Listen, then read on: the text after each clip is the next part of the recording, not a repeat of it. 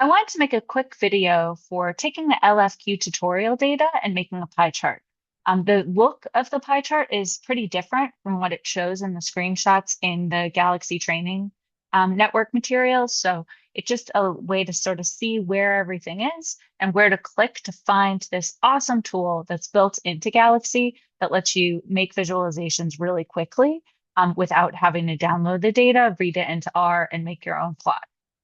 So you have a sample protein database. This time you're not making it. You made it for the first workflow that you did, but it's going to be very similar. If we look at the protein database, we can see it's a collection of all of the known proteins for human beings. And so that's going to give the tool that is comparing these two raw files, sample one and sample two. One has had albumin depleted, the other has not. They're both serum samples. It's going to be able to run those and compare the masses that are in the raw file spectra to masses that would come about from short peptides.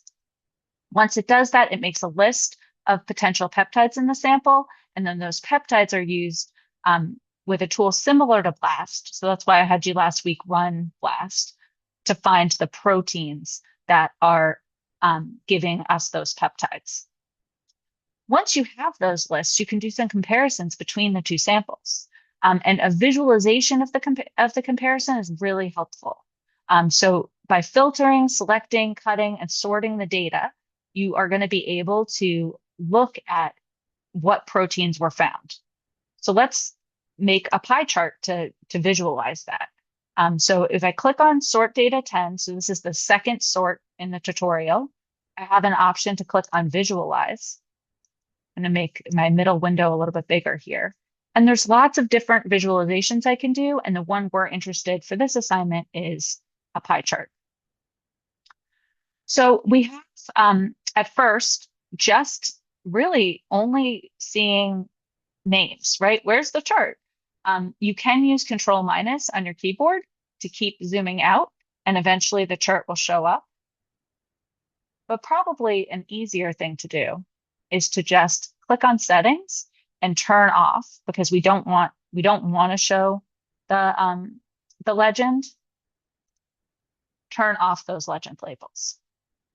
Now that we've done that, we can see each of the different proteins is listed, and it's a pretty even distribution of the proteins. There's not one protein that's dominating the signal.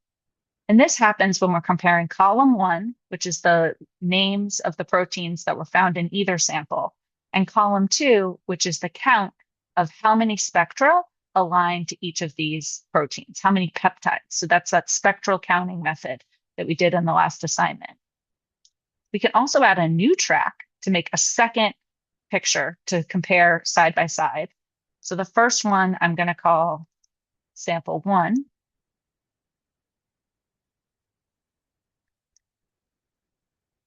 Which is with albumin depleted.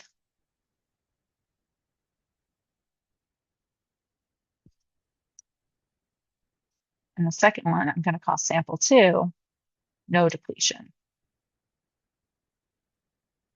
And to show sample 2, all I have to do is change from the number of spectra or the number of peptides that were identified in column 2 to column 3. And now we can see the difference. So if you take a blood sample, if you take a serum sample from anyone, most of the serum, just by volume, is going to be albumin. That's not an interesting part of the story, right? That's not going to really tell us any differences between two patients, between an individual at different time points, an individual that's been given a drug or been given some kind of preventative strategy. Like, it's not going to tell us anything. And so in order to see the proteins that are less abundant, we use albumin depletion kits. And it makes a really big difference because there's a lot of proteins here that are identified at a small percentage that are invisible here because they're being crowded out by the albumin. So those are the steps to make your two charts side by side. Once you have the charts, you can click here to download as a PNG. to have a high quality file to upload to Canvas. I hope you have fun playing around with these visualization tools, and let me know if you have any questions.